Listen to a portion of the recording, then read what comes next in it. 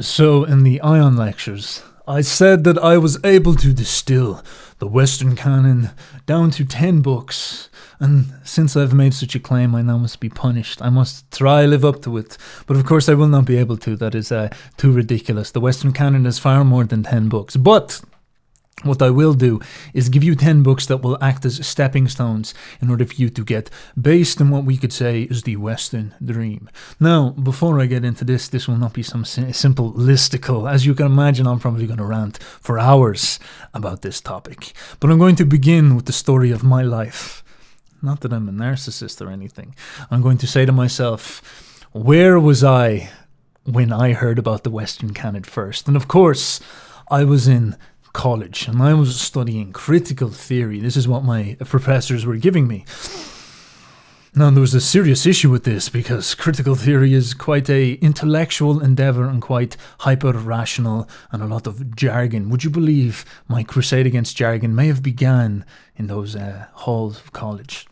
So the reason why critical theory was so difficult for my Irish brain, my youthful brain, was that they use a lot of big complex words and concepts.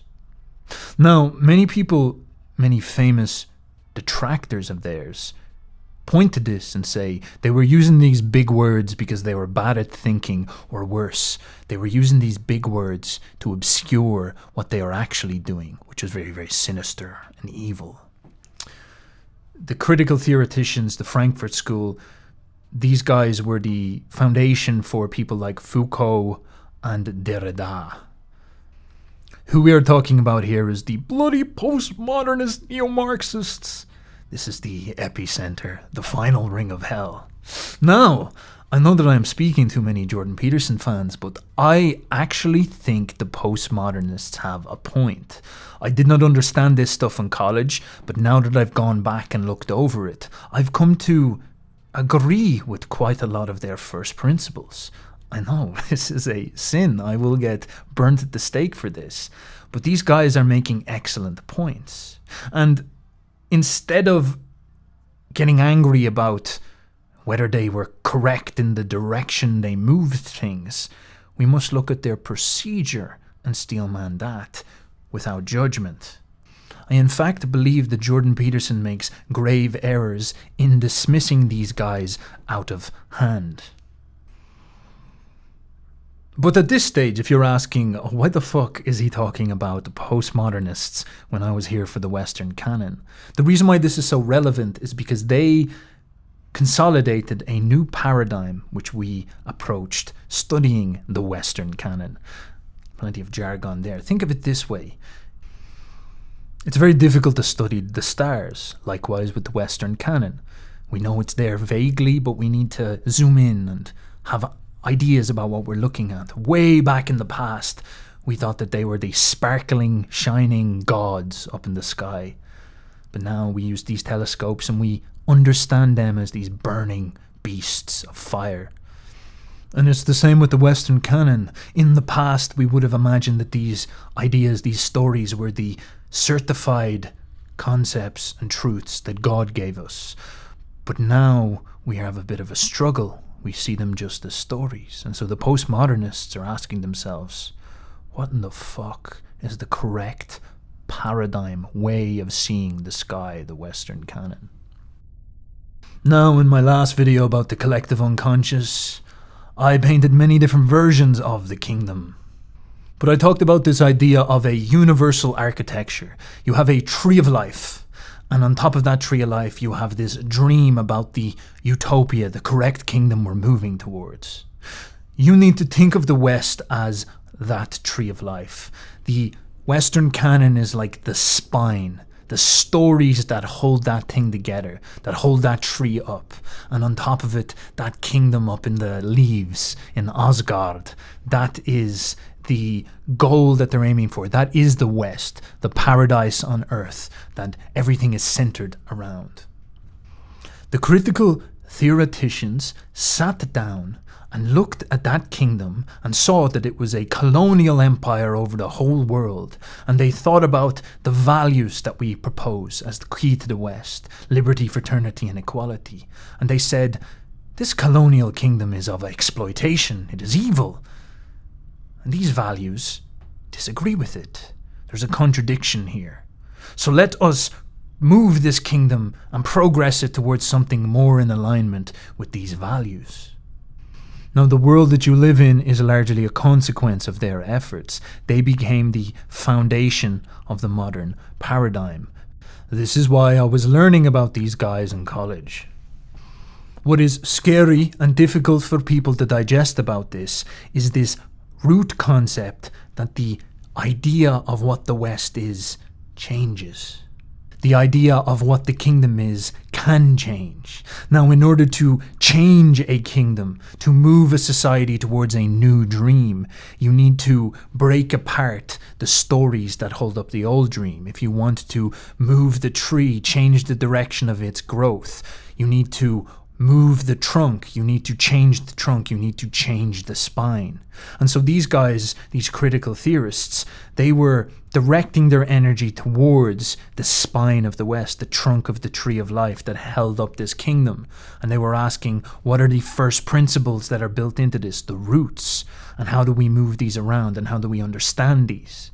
This is where you get people like Derrida saying that the West is phallogocentric, based on patriarchy, phallus, and logo, logic.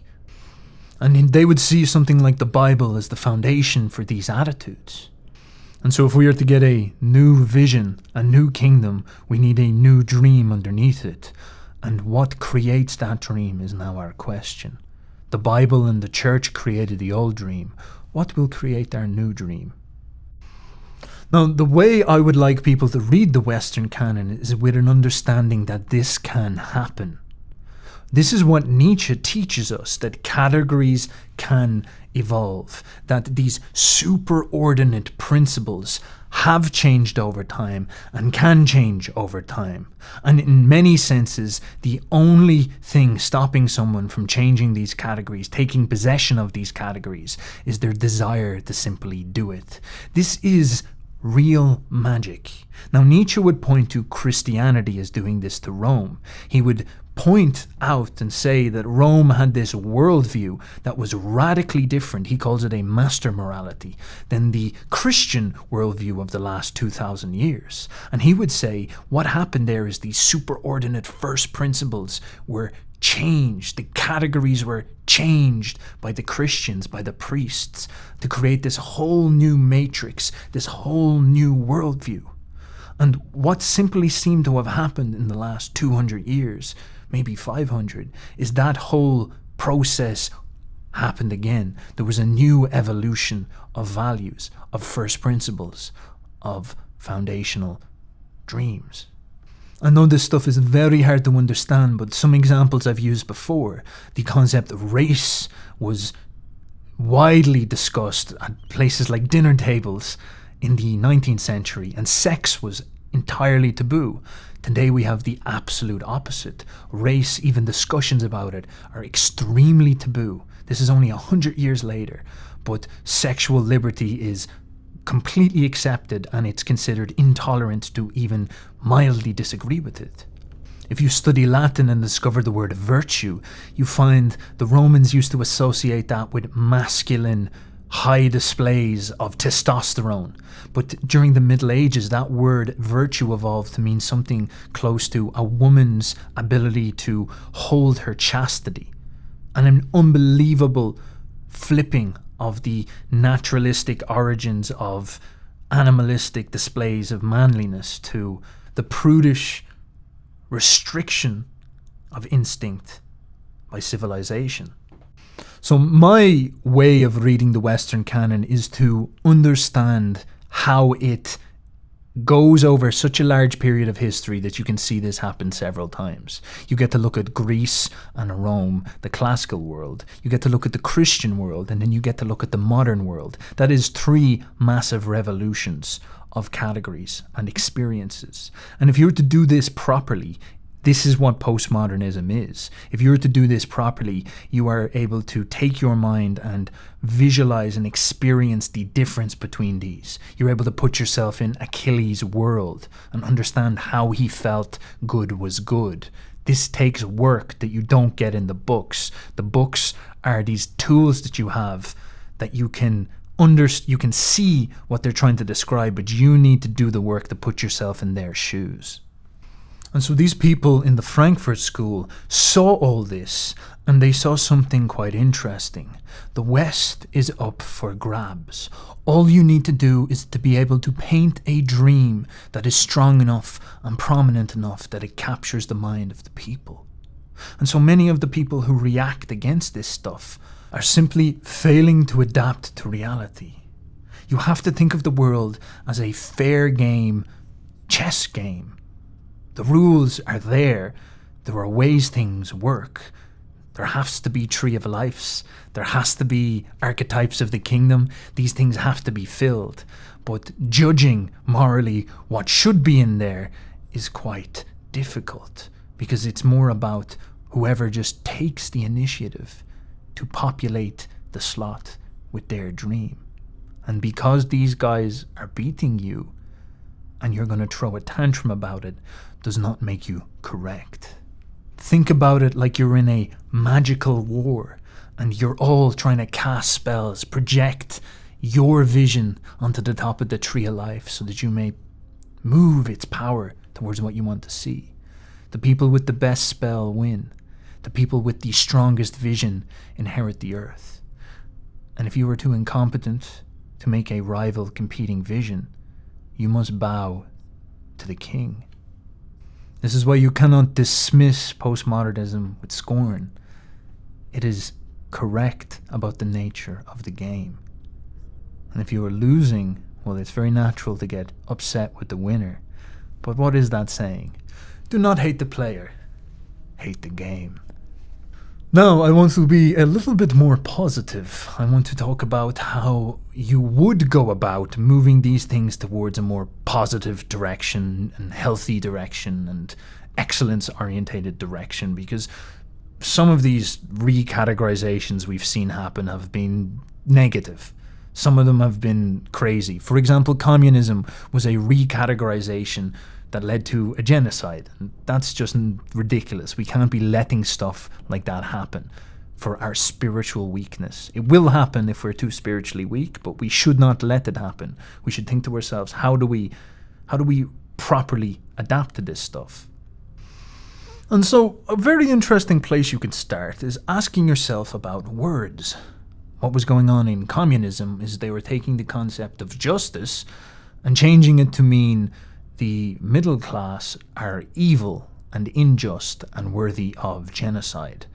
Nietzsche often wrote that he wished to take back the word justice and have it mean what it truly meant, back in the days when Jupiter commanded justice and said that it was about rewarding those who earned rewards. Meritocracy.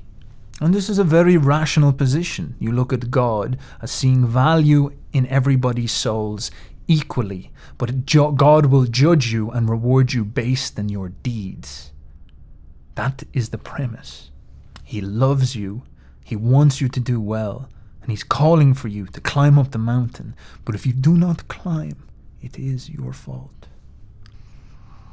So, understanding this, let's try rebaptize a very interesting word known as spirituality, because spirituality we associate with the magic of psychedelics. You take a drug and then suddenly you see that there's lions and snakes running through your fabrics and your curtains and your walls and whatnot, and you suddenly think to yourself, I live in such an amazing, colourful and mystical reality.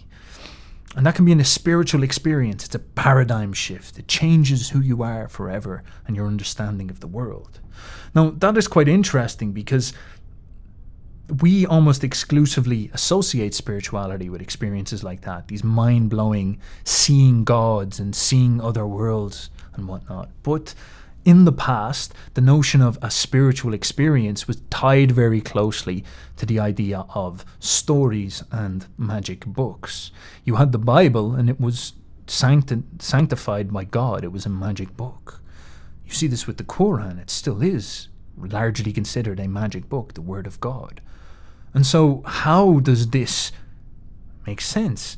as I said, if you're going to read the Western canon properly, you need to be able to get your psychology into these people's perspective and understand, steelman their attitudes so that you properly get what they're doing. And you can bounce out of it and say, oh, well, maybe it's not the word of God. But as long as you feel it, then you at least understand where they're coming from. So let's try understand where this old version of spirituality was coming from.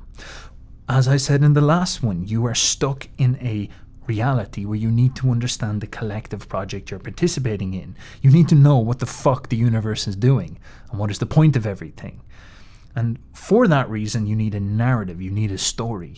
When the Greek person had a gun, or a sword stuck in their belly, and they were bleeding, and they needed to get up and fight and run to their town and tell them that there was an invasion coming, I've just been attacked by a scout, they would have to look up into heaven, they'd look up to those stars, and they would see Ares, they would see Taurus, the bull, rising up and running and charging against his pain. And they would get inspired by this myth. And this story would remind them of their people, remind them of their great heroes, and they would pull him up.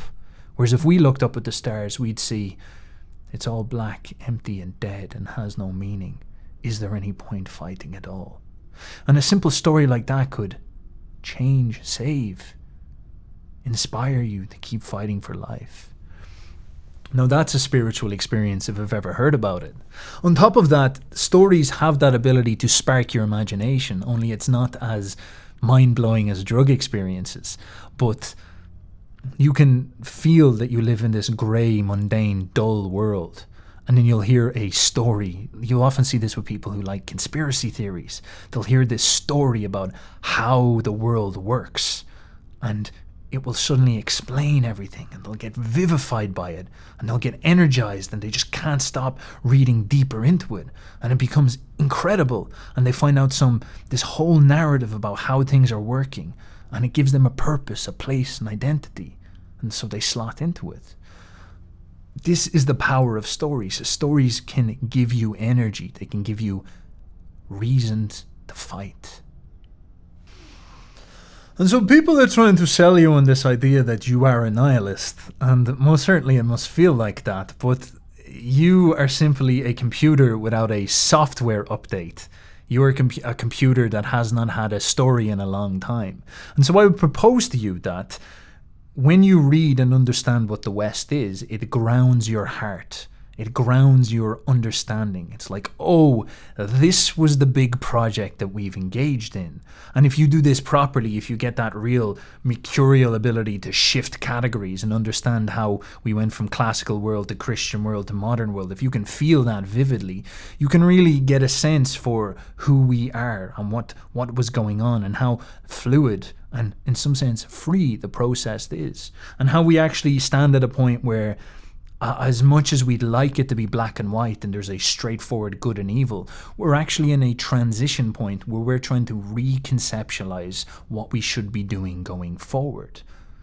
And much of our issues, much of our fears stem from the fact that we are trying to say there are evil people out there who are taking over everything. They're, the reptiles or whatever you want to say. They're trying to take us. They're trying to destroy the West, the Frankfurt School and all that.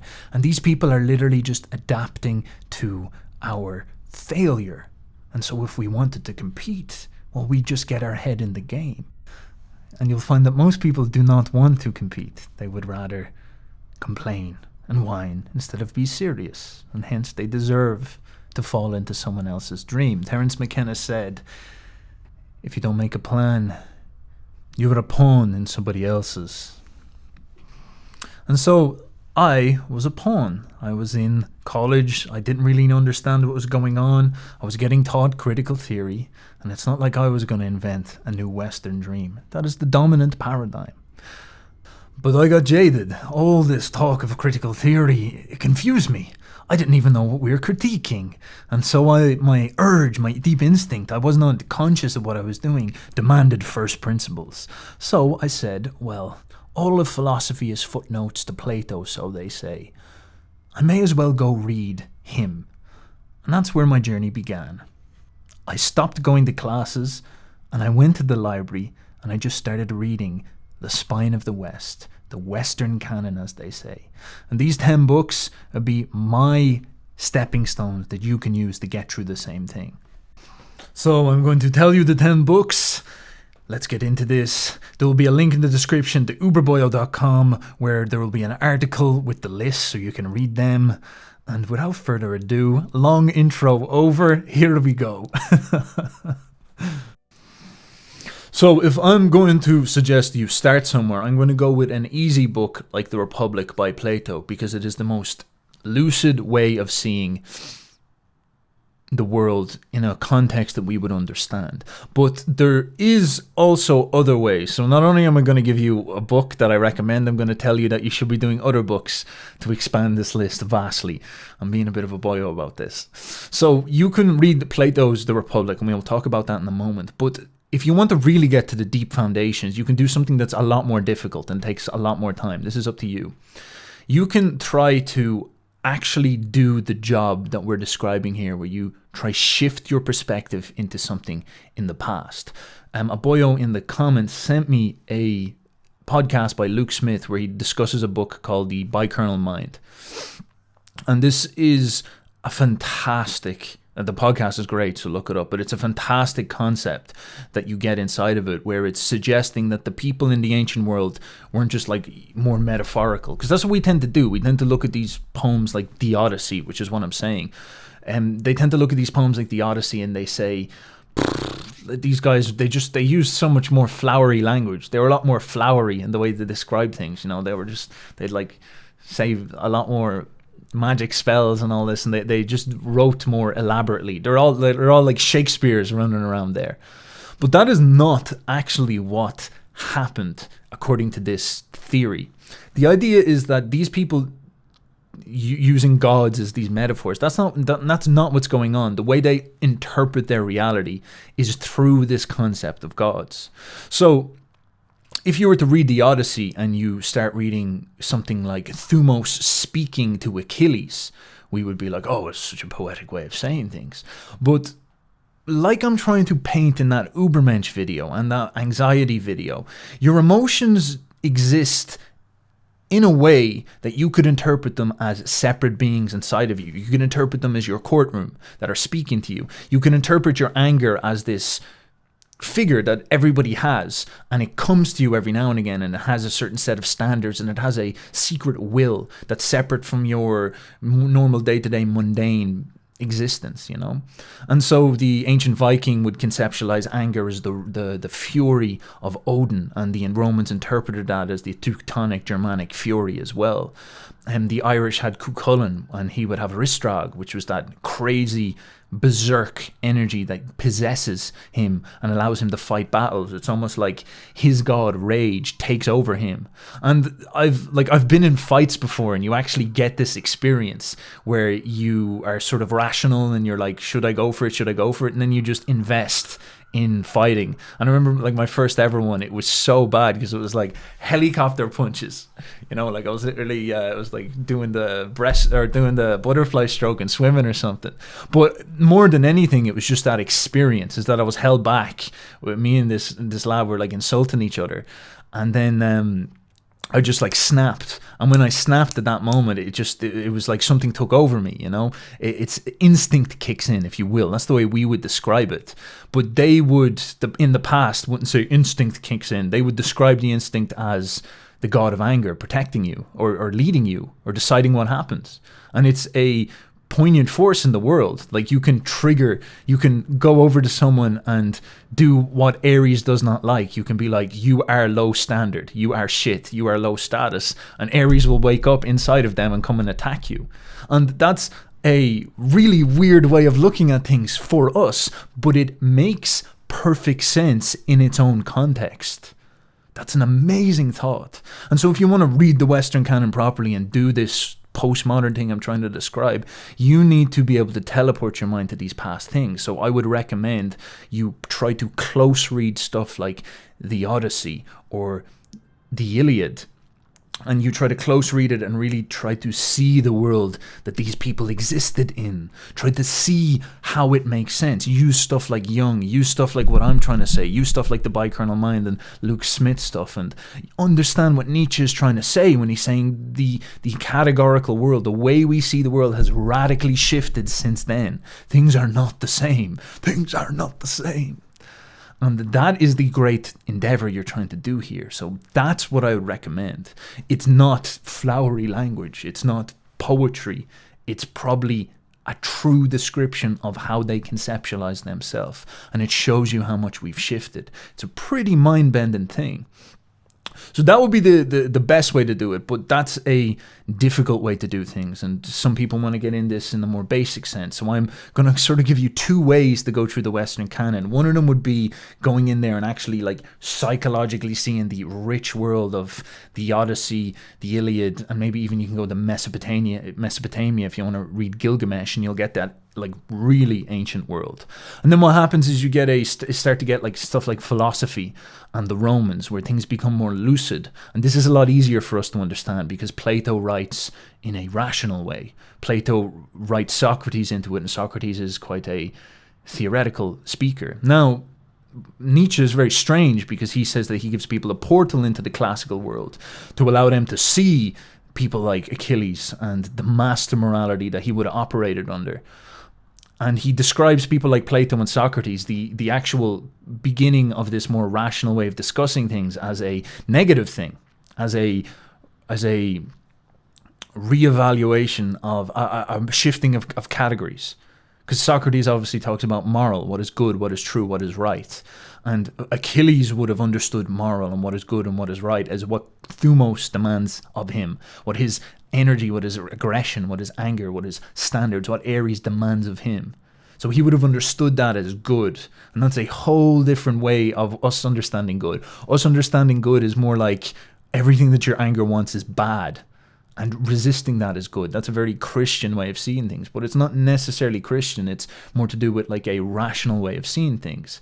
And so this classical Greek world, the Hellenic world, was built up on crazy bastards like Achilles, like conquering city-states and using, like, having this energy where they're like, I don't give a fuck what you think. You're gonna be subservient to me, Spartan-like, you know?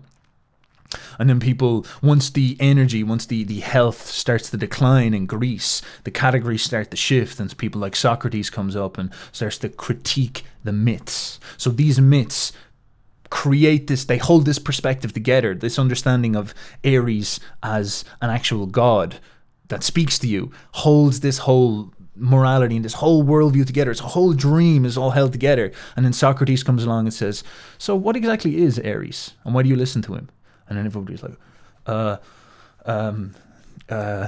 it's the same as our situation where everybody was like, oh, well, God wants us to do this. And then around about, Richard Dawkins shows up and said, well, what is God?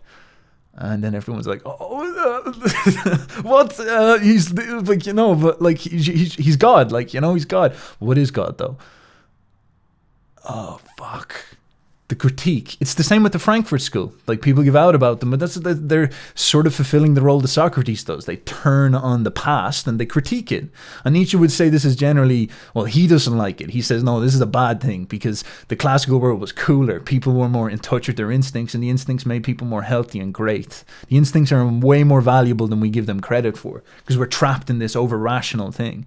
By the time we're able to critique the past, we probably live in a very civilized world. Civilization tends to reward rationality over instinct, but instinct still has value. Very complicated stuff, I know. But this is what Nietzsche's doing. He's giving you that doorway into the past, and he emphasizes this. So the reason why, so if you want to go to do that proper job, it's hard. It takes a long time, but it's mind-blowing when you achieve it. And it gave Nietzsche some of his greatest insights, which we'll talk about at the end. But if you do not want to do that, if you want to just stay with stuff that's a little bit lighter, and this is where I started. I started with Plato. I read the Plato and I read about Socrates. But the book I'd recommend for you is The Republic, because we're going to talk a little bit about how the kingdom of the West. So I said the West is the tree of life, and the ideal utopia at the top of it is that most poignant dream. And so Plato's Republic is his description of what that dream should look like, how you should organize society, basically. Now, the reason why this is so important is because the Catholic Church liked Plato. They like Aristotle, they liked Plato. And in Plato's Republic, he describes this sort of elite, this intellectual elite of philosopher kings. And the Catholic Church, in some sense, achieved that. Now, they didn't exactly do it the way Plato talked about it, but they were an intellectual class that were more powerful than the kings. Like the Pope had more political power than kings usually. Like he was the king, he was sort of the spiritual king over the entirety of Europe, and he was protecting the Western dream. Like the tree of life was his, and the Catholic Church was literally these mystical magic wizards that were taking care of that tree of life and deciding how the society under the umbrella of Christendom was supposed to operate. And so these churches achieved something that Plato set out. And so if you want to go back to the root of this endeavor, because everybody talks about society and organization and all that, you can see the roots of these questions here. And Plato made this book by actually talking to a lot of people around him.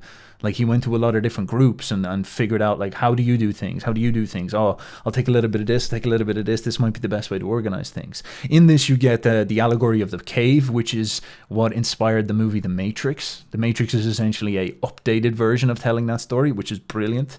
And you hear about Atlantis in it as well, whatnot. Like loads of amazing stuff that's all rooted in this very old book. They say philosophy is the footnotes to Plato. The Republic is like his most powerful book, so that's a great place to start. And that gives you an insight into how things work in that sense. The philosophers' kings, those magicians that are trying to control the superordinate categories of what the utopian kingdom is. I sound like a jargonite here.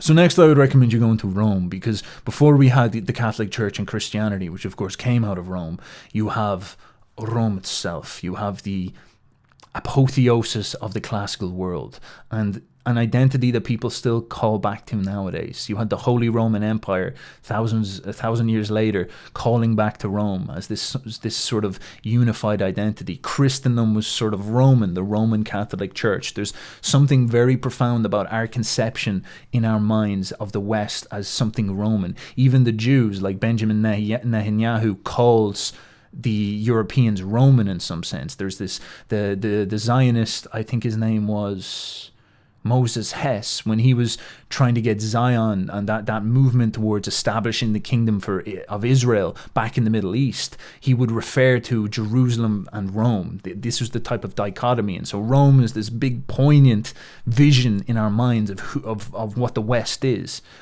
And you need to understand this stuff. So as I said, you have the Odyssey. You can look at it that way and get this really deep ancient world. But Nietzsche says the most foundational is most certainly Rome. This is sort of our feet. This is where it really we got something right there, he believes, and this is a foundation that we lift up beyond that. And so you want to read how the Romans understood themselves. So I'd recommend Virgil's Aeneid, and you will like this because the Iliad begins with the Trojan War. The Odyssey is after it. And if you've ever watched the movie Troy, as the boyos are leaving out the back, as the Trojans are running away, the few of them that are left, what happens is the king Priam gives a sword to this guy called Aeneas, and he is the founder of Rome. And the Romans understood themselves as the Trojans. They thought that they escaped from Troy and went and established a new kingdom. And so the Aeneid is in some sense their founding myth, their understanding of where they came from. The same way as the Bible gives this story of Abraham and his journey through, and you have Egypt and Moses and that journey through the Middle East and their establishment of Israel and their wars with Babylon and the Hittites and all that stuff. And so Rome has this packed into this story by Virgil, the Aeneid. It's a foundational myth, a foundational story for Rome, and it gives you an example of how these things work. This myth was the thing that held together the Roman tree of life, if you will. This was the foundational story for them. Now, we would look at something like the Old Testament and the Bible as our foundational story since we became Christian, but these guys held it in this way. So it's important to be able to move your mind to be like, well, let's not just think the Romans were like poets or something like that. They believed this in the way that we believed Christianity. So what's going on here? What does this mean? And as well, if you're watching Jimmy's channel, Virgil is the guy who's talking to Dante. Now, on top of that, you can then go into Julius Caesar. You can go to Julius Caesar, and you'll move away from the more poetic stuff into the more practical stuff. You'll start to get a feel for the Roman mindset, and you'll start to see a division of the ancient Celts and Gauls, my people, even though they're getting a bit of a battering in this one. But this is Julius Caesar. This is a great place if you ever want to learn Latin. This is a very, very famous book to read because Julius Caesar is blunt and straightforward. He just says it as it is. This is what happened. This is what happened. This is what happened. And, very famous laconic phrases like, I came, I saw, I conquered. Like this type of style, the Roman style, something Nietzsche admired as well, is best caught up in one of their greatest and most renowned empires, someone who became a god afterwards. And so Caesar he takes you along the journey with him as he conquers a territory, and he explains what he sees. It's like a travel vlog of a Roman empire. So there you go. You can pop into that and check it out. And it is great to understand that Roman style. It's great to see the world in that way and understand what these people were doing. And imagine, this is back in the day when a politician would have to lead his army. Like, that doesn't really happen anymore, does it? So it's interesting to see that stuff.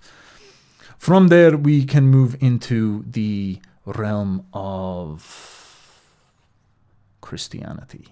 So now we're going to talk about what took over Rome, what became the new kingdom of Rome. I would recommend the book of Matthew. Now, like I said previously, the book of Matthew is the most lucid example of who Jesus was. And if you probably have a weird conception about who Jesus was, because that's just the way things work. But you can really easily see him by just reading the book of Matthew instead of going off the memes that you picked up. It's weird. When I read this properly when I was older, I was like, wow, that's way different than what I thought Jesus was. For example, he's often saying, don't pray excessively in public. Pray in silence by yourself. It's between you and God. It's a personal relationship. I was like, oh, that's pretty weird. And so that is an important one to read. But like I said with the Odyssey, and like I said with the Iliad versus the Platonic rational republic, maybe you could look at reading the Old Testament from this view of like, all right, what's going on here? Like, let's steelman what these guys were thinking. Like, the Old Testament reads in somewhat of a difficult way. It's like hard to take it serious. Oh, God just started speaking. Oh, what, there's this thing that like had a voice. Like, it's like, what's going on? This is just poetry. But let's try use these new frames that we've got, such as the bikernel mind or Jungian or something like that. And I guess they sort of unite, the Nietzschean and all that, and try to see what is going on in this old world. What's happening here? What is leading this stuff? What is happening? Who is God? How is this working? How did it make sense to them? Let's steelman their reality. So if you're going to read the Old Testament, I recommend you do it that way. Now, that's very, very hard, but that is a project for a long time if you wish. If you want to brush over that and just get a grip of the story, the book of Matthew I'd recommend. That's a very, very, very, very good thing to just touch on, no matter if you're Christian or not. And from there you can bounce into Augustine's The City of God, because Christ comes, you get the gospel, the good news, and then his message takes over Rome. So you have this Julius Caesar master morality, and now you suddenly have this new king over Rome. And Rome is now subservient to Christianity. Its old religion is dead. And now we have a new religion, and this religion becomes the foundation for how we think. Now, as I did in that video about Rome, I really recommend you go and steelman the Roman religion, because it's absolutely fascinating. But one accusation a lot of people point at Christianity is that it destroyed Rome. Rome was at its shining peak. Nietzsche says this as well, and Christianity came in and weakened it. Maybe not Christianity, but there was just this was the representation of a trend going on. So Augustine fights back against that. Augustine argues against oh, Christianity destroyed Rome. Now, this is an interesting book because the way he starts talking about the Roman gods is what becomes most fascinating. This is, again, a situation where you have to get some dynamism with your mind and understand how he was perceiving Christ. Because he noted that the barbarians would come in and destroy the Romans, but they would leave the Christian churches alone. The barbarians, for example, were often Christian, just a different form. And so if everybody fled to the Christian church, they wouldn't attack them. But they had no problem desecrating the desecrating the Roman idols and the Roman pagan things. And so the Roman pagans were getting like the shit kicked out of them, while the Christians were generally safe enough if they hung out in their churches. And Augustine was pointing at this, being like, well, look, you have your gods of power. How come all of us Christians are doing all right, whereas the barbarians are destroying you? It's kind of a bit of a signal that perhaps your gods are a bit dead, and our God seems to be doing quite well. And again, that's useful to try put your mind in his perspective. How is he seeing Christ? Because we don't see it that way anymore. We struggle to frame Christianity in a way that we believe it. We don't believe there's a God in a heaven and all that. So how is he seeing this? What is his view? What does it mean to him to say Jesus? Does he believe Jesus is this super terrestrial force that's protecting him? Because is that it? Or is it like, how does he understand this? And is it should we rationalize it? So we think, oh, well, he just means like Jesus is like the spirit of the community. Or does he genuinely mean, no, there's this like super powerful force that's protecting us, and all these Roman gods, well, they've stopped protecting the Romans. What does that mean? That's very, very strange. And so Augustine is a great example of seeing the Christian worldview, which became the foundation for the Catholic worldview, which ruled Europe for 1,000 years. And as I said, in the Republic, created that kingdom, that Christendom kingdom.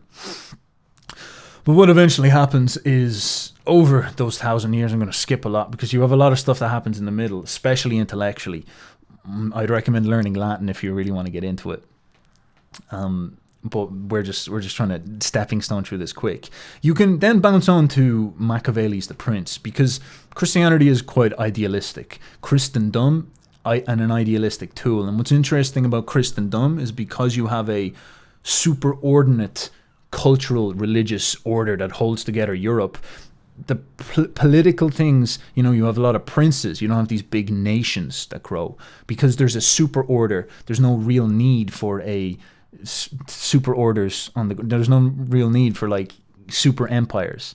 There already is an empire. It's a weird spiritual empire. It's quite an interesting thing to think about.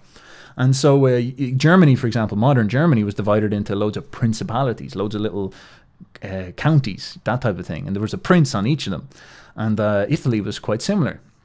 And so Machiavelli shows up around this time. Most people think of Machiavelli as like, oh, go to the dark side, Luke. Like, that's what they assume. Yes, he's a bit like that. But more specifically, he's a political realist. He's suggesting that we'd love if politics was an ideal thing, if Christianity would solve politics, but he's suggesting, no, we need to get a little bit more naughty and bad.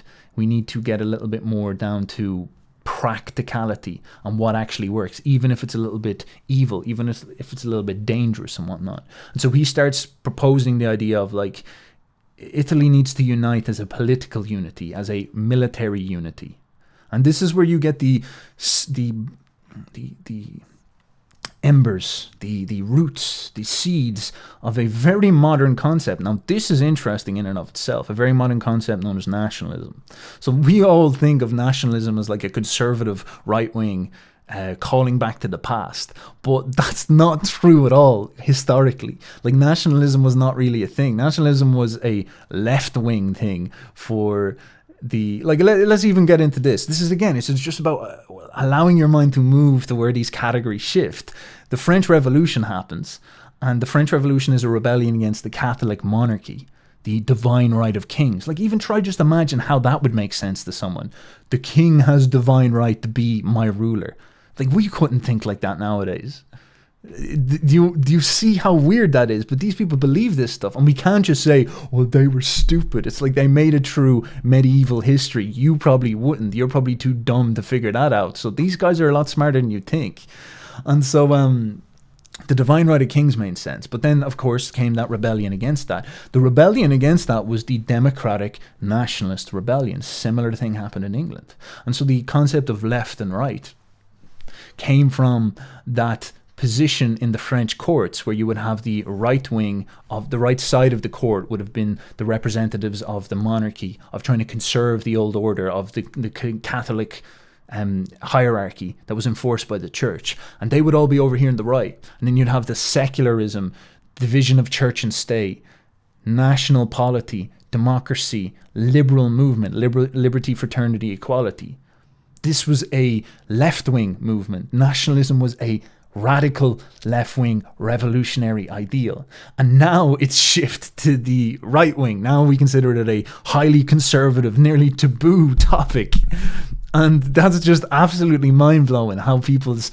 Like, think of the emotions there. Like, if you said nationalism in the past, the right-wing conservatives would have freaked out, being like, oh, they would have seen them the same way as right-wing people see, like, communists nowadays. Oh, the communists! It literally would be the same thing. Imagine, like, how does that even make sense? That's crazy. And you have to try and move your mind there. And Machiavelli was one of the people suggesting stuff like this. Like, we need... unity is stronger. Never mind that spiritual stuff. Unity is stronger. We need unity.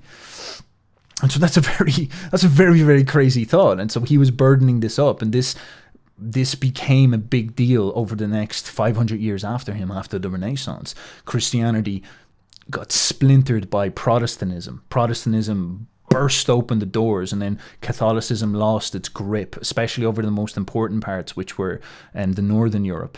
And then everything started to descend into this somewhat the liberal revolutions, if you will. First you had England, then you had France come along, and then they had this huge bloody revolution. And then you had everything. America got inspired by France. You had Germany consolidate into a nation. You had Ireland break away from the English divine right of kings empire. The monarchs got pushed out of the scene. And now here in the 20th century, monarchy is essentially a joke. Whereas if you made a joke about them in the past, you'd lose your fucking head. Imagine that. And monarchy is essentially a joke. And nationalism's no longer revolutionary. It's old and conservative and stale. That's just unbelievable. Unbelievable. Now, yeah, so that would be Machiavelli's nationalism. Let's move away from the politics stuff and let's start talking about Shakespeare. Because I'm trying to cover a lot here. So I'm going to give you Shakespeare as a fantastic example of this introversion, this high, like, all right, the standard of art in this is unbelievable. Like Shakespeare's Macbeth, for example, is such a great play. I recommend you read a lot of Shakespeare and just see how people would deliver plays. Like, imagine if movies were just huge long sets of lines that rhymed, that were really flowery. Like, that'd be so weird for us, but that was a thing back then. And Shakespeare's Hamlet is this brilliant personal story of the going from the ancient past, where you have Achilles, who is doesn't even have an inner dialogue really. He like outsources his emotions and his psychology to the world, and so his anger is actually this god that's outside of him of some sort. From that, you now have the ultimate representation of reason trapped inside the echo chamber of your head. You have Hamlet overthinking, overtalking. Oh, what do I do? What happens? What's going on here? And so Hamlet is this beautiful example of the overthinker. And then on top of that, you have the profound conclusion at the end, where he has to accept amor fati, his destiny, which is actually the challenge, that once we became too conscious, we became too stuck in our heads, and we became too prone to overthinking, we lost our ability to act on instinct. And Hamlet is a great exploration of what it would mean to get back to that in some sense. Brilliant book. So I highly recommend everybody reads that, because it's especially lucid for moderns who are too blah. And then from Hamlet, I would branch into music, actually. I would talk about Wagner. Because as I was describing, this ancient Catholic thing fell, and you can see the kingdom. We had the Republic with the Catholic thing. Now we're moving on to new visions of the kingdom, the national kingdoms and whatnot. And as all that stuff fell, you see the arising of Romanticism at the same time as the rising of nationalism. It's what we call idealism. We can all be free, we can all be fraternal, and we can all be equal. That's big dreams and ideals, and there's this belief in love as this replacement of Christianity, because everybody somewhat lost their faith back then. And this belief in the emotion, the sentiment of love that will save us. And this is where we start to move into the realm of big ideals and hopes, and everything has this glistening, hopeful, beautiful feeling to it. Well, we project on it now. This is the Romantic movement. And coinciding with that is the nationalist movement, the movement towards this whatever's going on here, this I guess you could say this giant attempt to create communities, nations. Now, coinciding with that, I'm going to talk about Ireland a little bit. Coinciding with that is a great problem, because in order to get everybody to join together in a group, you need to give them an identity. Like, people could easily participate in Christendom because they were like, well, we're all one in Christ. It's a community creating tool, and it's very, very effective, and it does great. It does a great job, and it like gets over that whole tribe versus tribe thing that's so common, and which nationalism, I guess you could say, emphasizes, which can become difficult. And so Christianity becomes this sort of superordinate thing. But then, like, very interesting things happen. Human nature finds it riddles its way back in. For example, in Ireland, Protestant Christianity became a very English thing, and Catholic Irish became a very Irish thing, a very Gaelic thing, a very native thing, and it became almost genetic. And they've even seen that certain Protestant groups would have genes that are like markedly different than their Catholic neighbors, because that's how firm these intellectual boundaries would be. And so as nationalism is getting reborn, people are trying to craft identities, and so we have some troubles. Like, for example, Irish nationalism, we are rebelling against the conservative monarch old order of England, and we are saying to ourselves, well, who are we? Like, if we're going to fight against, like, currently our identity is subjects in the monarchy of England, and we're sort of peasants, and we somewhat accept that, you know, and we have whatever society we got going here, but we are underneath their thumb. And so if you want to break away from that, you can't just be like reactionary. It doesn't really work. Maybe a little bit, but the strongest one is you need to have a very firm identity, which you will die for. That will give you enough to believe that you're separate and worth dying for. It's almost like a free identity. This is who I am, and these people are pulling me down, crushing me. I could be this great. I could be this beautiful. And so people like Yeats and the Romantic movement, and the Romantic movement in Ireland, the Celtic revival, as you'll hear, is their attempt to do that. And it actually worked. This is just such an interesting study of how political movements work. Because we would all imagine that, all right, what happened is the Irish were like, all right, fuck the English, and then they just rebelled. And we, of course, were always a bit angry at the English, but we didn't really get enough animus until there was this huge cultural movement built around who we were. And so we did something strange, because we looked through our history to try find our identity. You look to the past. It's very similar to this Western idea. You look to the past and you'd be like, well, what is the West? What am I participating in? What is my purpose? What is my place? Oh, is my purpose just to be a slave to the English? No, maybe I can have a new purpose. Maybe we can move towards a different kingdom, as I described in the past. You rebaptize the kingdom as something separate and your own, our Irish nation or whatever. And so they look to the past, but then there's some problems. For example, the native Irish, the Fomorians, were probably invaded by a people called the Tuatha Dé Danann, which is our gods. And they were probably, I don't know, they probably established a monarchy of some sort. And so it's not necessarily clear that the Irish are this like united polity of one people. It seems like there was a couple of different tribes that came in from all around Europe. And so it was a little bit of a messy thing, you know? And so these guys like Yeats and all that, they would kind of look over that and they were like, that's a bit of a problem, all right. So what they do is they would romanticize it, they'd rebaptize it, they'd change it, they would instead create this concept of the Celt. Now, and that's funny, like I think people are not even sure if that's a good description of the Irish genetic pool anymore, because there's some people say we came from like places like in Spain, although there was Celts in Spain, I don't really know. But we just ran with this Celtic thing. We're like, all right, well, who are we? Well, were Celtic. The English are the Anglo-Germanic Saxons, but we find out now that most of the native English were probably really heavily related to the native Irish, and the Anglo-Saxons were sort of foreigners of some sort. And invaders, they were the Germanic ruling class, you know. And so we defined ourselves separate from that monarchy specifically as like the Celts.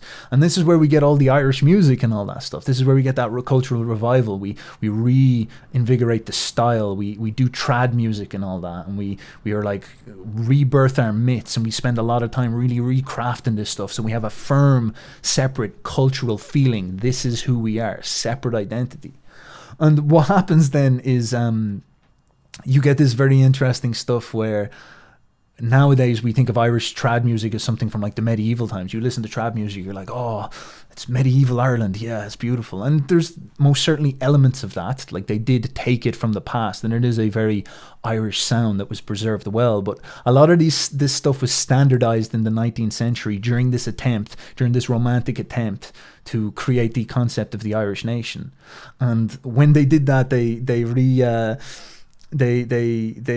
so if you listen to Irish music now, it's all 19th century stuff, and it's kind of stuck there. Like after 1920, after we got our freedom, we didn't really see Irish trad music evolve that much thereafter.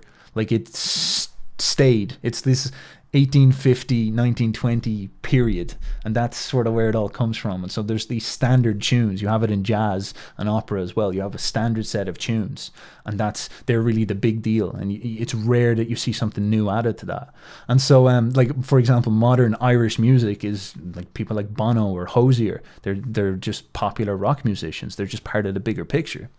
But this was really us. We were doing something very specific for a very specific political goal. And it's not like the political goal was the point. This was, I guess you could say, a spiritual revitalization, a psychological reawakening. And this is so hard for us to understand, but this is what was going on in Ireland. They were recreating the culture that gave them a new identity. And that gave them an animus, an energy, an identity, a charge to push through and see through to the end, through death. Many people died in order to achieve this, to get the Irish nation as separate. And this is where it happened. This was this huge push. Who are we? We are the green, shining Irish. We are the diddly boyos, like that type of thing. The style all came around, and then boom, 1920, we achieved it. And that was that great celebration. We are free. And then what's so interesting is that after that goal was reached, a lot of it died off. Like people, like the Irish separateness, the Irish identity, once we didn't have that struggle against England, we lost our need for a very strong animus, and we just integrated into the global thing. And nowadays, as I said, the musicians aren't necessarily Irish. There's still like obviously a strong culture, but it's more now the musicians are turning towards, well, what is popular in the world stage. Like Bono was a rock musician, Hozier was a rock musician. Even he was very, very blues inspired, you know. And so it's very, very interesting how that stuff works. There is some type of need for a fight that drives culture and identity and whatnot. So it's fascinating, and that was happening all across Europe. And Wagner's Rheingold was a huge example of that, because as I said, the English were Germanic. The Germanic monarchs, the monarchs were generally Germanic, and so they were the people who inherited Europe after Rome fell. And so these people were sort of looking for an identity too. They're like, who are we? Like the Christian thing was cool and all that, but like what comes from the earth? What comes from the land? What does it mean to be a Nord? You know, like what is our identity? And then you see the Rheingold, you see the roots of stuff like Lord of the Rings comes from similar myths. It's all related to this stuff, and the world, the Northern Europe feel.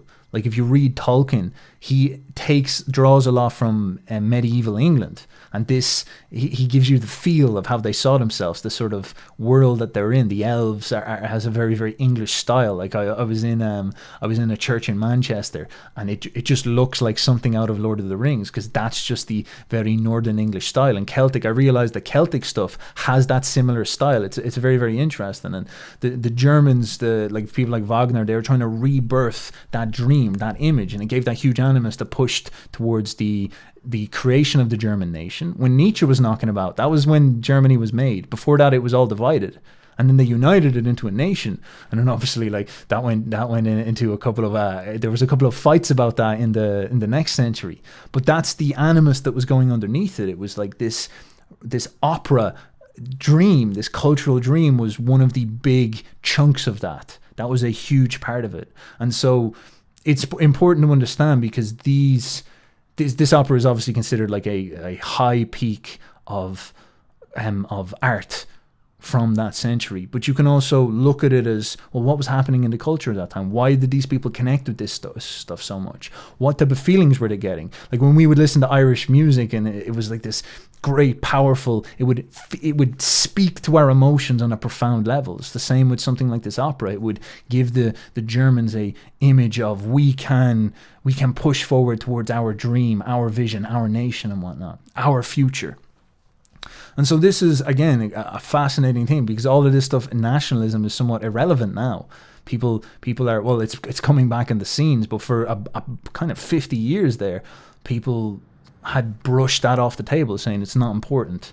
We're forgetting about that. We're moving on to this globalized world. And then there's another interesting thing you can think about. It's like, well, what is the great cultural animus that fueled the globalized world? Was that the 60s, for example? Like, what was going on? Where did this stuff all come from? What's the identity that was going into this? It's absolutely amazing. And you can see the patterns of it all throughout history. And at the center of it all, I swear to you, is this concept of the kingdom. It's this super archetype. Believe me.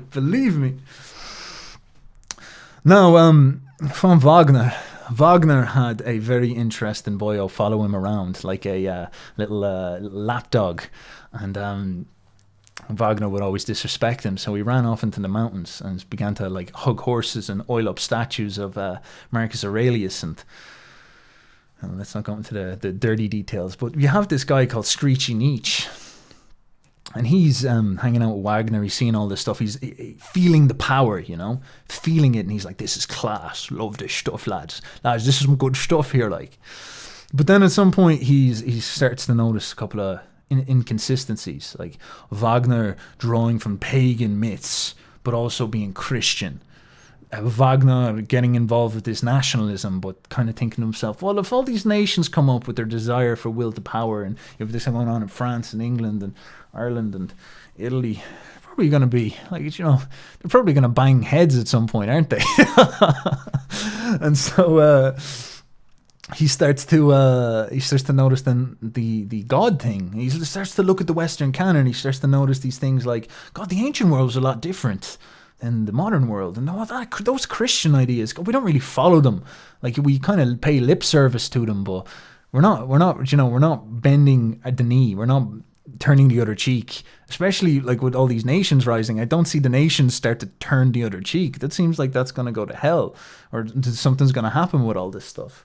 And so Nietzsche gets into this, and he starts to, like a technician, like a doctor, he starts to inspect the spine. He starts to inspect the tree of life. He starts to inspect the kingdom and all this, and he starts to asking himself, what the fuck is going on? And then he starts to notice, oh my God, there's something seriously wrong here. There's this, maybe a wire was pulled apart, and that was the wire to stop the fuse burning down or something. He's like, oh guys, oh Jesus Christ, you have no idea what's about to happen here. Things are about to kick off. And that's sort of the position, the context with which you can understand Nietzsche. This great big story that was going on. He came towards it at the end, and he was like, guys, we've got some serious issues that we've got to sort out going forward. Again, there's going to be hell while we try to figure this out. And the book I would recommend, because there's many books you can read by him, but the book I'd recommend is Genealogy of Morals. Maybe Twilight of the Idols as well if you want. Zarathustra is very, very hard. So if you want a quick introduction, Genealogy of Morals, Essay 1. The reason why I say that is because I'm talking about moving categories, and I keep bringing up Nietzsche. Nietzsche most lucidly explains why he believes this in Genealogy of Morals, Essay 1. It is the most straightforward example where he gives textual evidence of this happening. He's like, here's a set of ideals that were good, and that was the ancient world, and this is what we believe now, and you can see that these are actually the opposites of each other. Wow, something radical happened. There was a a shifting of categories, a profound shifting of categories. And at the end of that essay, he says, if we are to do good philosophy, like, we should get as many people on this as possible to start cross-analyzing how these shifts happen, because we have a serious problem. And still, until we figure out how these shifts happen and all the different perspectives that there were, it's going to be hard for us to conceptualize a truth. And he was dead right about that. Then we fell into postmodernism. People like Foucault tried to do it then. Foucault did this technique. A lot of his ideas, whether you like his conclusions or not, a lot of his ideas came from the genealogy of morals technique. Look, this is how the idea of prison has changed. This is how the idea of mental health has changed and whatnot. And so this book, this first part of that book, is the foundation for understanding postmodernism and 20th century philosophy, I believe, anyway. And that gives you this great introduction into Nietzsche as well, because he's a lot more clear in that. He's not like aphorisms and all that. It's just like very brutal and straightforward example of the ancient world and how the perspectives have shifted to the modern world. This is his portal into the past that will bend your mind. And so, alas, I would say, well, obviously our position is things kind of went up in the air after Nietzsche. Nietzsche was like, things are going to go up in the air, and then they went up into the air, precisely for the reason he said they go up in the air, because there's going to be this plurality of perspectives, and no one's going to know which one to choose, which is the right kingdom to consolidate towards. And as I said, it's sort of up for grabs. Like, whoever just creates a vision is what people are going to move towards, the most positive vision. So you have some people who are like, oh, we'll conserve, like, stick what we had in the past. It's like, I don't know, can we go to the past? The past is the past. Maybe we should think about more moving forward. Like, these guys coming out being like, oh, but the past. It's like, all right, maybe I understand where you're coming from. Things are getting a bit crazy and you're worried, but think about it psychologically. If you're going to go to just a random person who's highly ambitious and say to them, well, you could have the past, or you could have the ability to conquer death with technology and live forever, which are you going to choose? So this is the type of situation we're in. There's this vibrant need for a new kingdom, and we're moving towards one unconsciously. This archetype will have to be filled. Some people were saying, oh, I don't think I'm part of a collective. It's like, you are. You're just unconscious of it. I promise you. The globalization, well, even though globalization has been happening for thousands of years, like, it's not a modern thing, but the globalized world is a collective project. We're moving towards, I guess, one big deal is they're trying to get rid of poverty. The environment is a collective project. We're trying to all fight against the destruction of the environment. Like, these are collective projects, and these, like, whatever you think about them, this is just what's happening, and there's a kingdom implicit in that. And I guess the only thing I would say is that should we be consciously describing what we want? Is it possible? And how would you go about it? And I'd only say that I'm going to end with a shadow book, because if you are going to positively assert what you want, you also have to be conscious of what could happen if you don't do this properly. What is the negative? For example, perhaps you could say the Russian aristocracy didn't capture the psychology of the people and their need for a new kingdom, which was they needed food. So maybe they could have done with installing some type of Russian socialist program before they went into the war and started to get everybody killed, because that's World War I drove most of World War I. Has this, again, it's another interesting frame. World War I wasn't really nation versus nation. It was the lower classes were like, why are they just killing us in trenches? Surely we should all unite under communism and rebel against these guys. And so the Russians could have paid attention to this and maybe established protective measures so that there wasn't a communist revolution. Because the communist revolution was because there was a vacant desire for a kingdom, but it wasn't clearly articulated. They just walked in and said, this is what we're offering and this is what you'll get. And then everybody was like, oh, it's evil. It's like, maybe it's the most evil thing ever. There was a lot of genocides after it, but it won. It happened. So, sorry. You can go and wag your finger at it all you want, but when someone shows up at your door and says you're a kulak, well, you've lost. So that's what it comes down to. And that's a fascinating set of thoughts. And so George Orwell's 1984 gives you the most interesting way you could understand this, because with the power of technology now, well, that's the scariest thing of all. What happens if the kingdom that gets consolidated becomes this, giant machine that we're all trapped in?